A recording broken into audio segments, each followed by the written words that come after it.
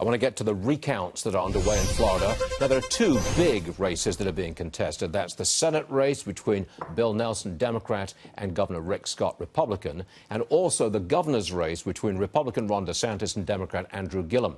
Former White House press secretary Sean Spicer joins us now. Are we talking about out-and-out fraud here in Florida, or is it just incompetence and sloppiness? Which is it?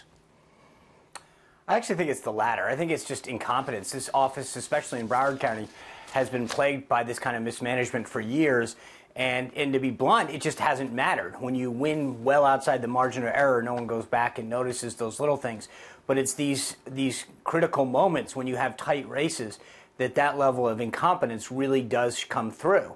The funny thing to me, Stuart, is this blatant disregard for the procedure and the law that's in place by Democrats who keep talking about following the law and allowing every vote to cast. I mean, you have deadlines that haven't been missed, boxes of ballots that have been randomly found. If you're really concerned about the rule of law and about every vote counting, then you should be very concerned about how Broward and Palm Beach counties, 2 of the 67 counties in Florida, have conducted themselves. Well, the Democrats, as I understand it, want to kind of change the rules of the election after the vote was taken. Is that basically what they're doing? Yeah, of course. I mean, they're down. So they're going to do anything they can in both of those races to figure out a way to claim that whatever's happening to them is not right. I mean, clearly, if this was the case, if they were up in the race, they would be saying that it's good enough, it all is good. But again, I think that the interesting thing is they have a hard time because these offices are controlled by Democrats. So it's hard to kind of point fingers and say, okay, well, really, if there's a problem with the ballots, if there's a problem with the thing, then it seems to me that it's your own party working against you. Okay. Now, the Democrat, Kirsten Sinema, has officially won the Arizona Senate race. Separately, the Wall Street Journal says Democrats could end up with more seats in the House as all the votes come in.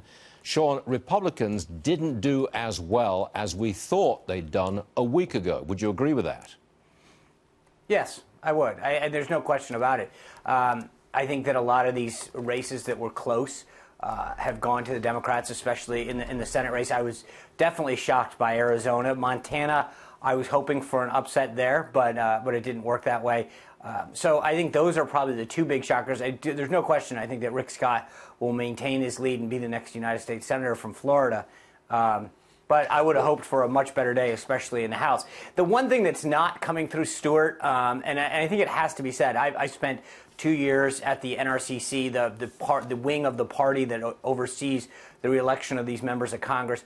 There were a lot of campaigns that were plagued with incompetence on the Republican side, and I think that factor needs to get thrown in the mix, which it really hasn't been part of the discussion, which I think in some of these cases you had members of Congress who faced the first serious challenge they've had in a long time and yet ignored it and probably could find themselves back in the House of Representatives had they done due diligence and prepared themselves, but faced a level of political atrophy that caused their doom. Okay, Sean, poor performance. We hear it from you. Thanks very much indeed, Sean. See you again later. Got it.